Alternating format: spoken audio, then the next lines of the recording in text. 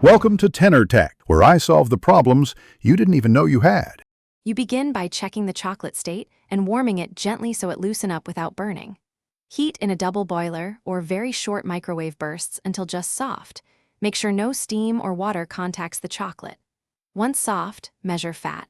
Typically 1 tsp neutral oil or 1 tablespoon melted butter per 2 oz chocolate.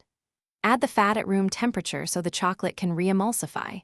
This is the immediate corrective step because seized chocolate has lost its fat matrix and needs restoration. Now you actively rebuild the emulsion by stirring while you add fat slowly.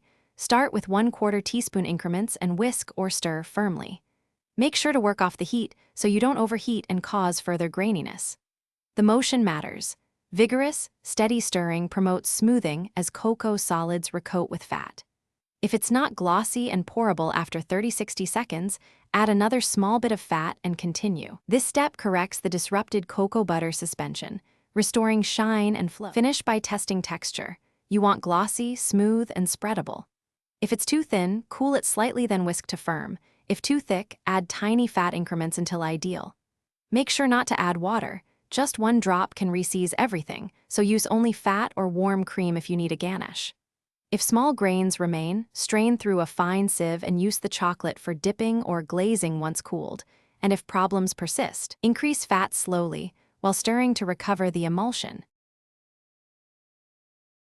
Thanks for watching. Subscribe to keep your life in tune.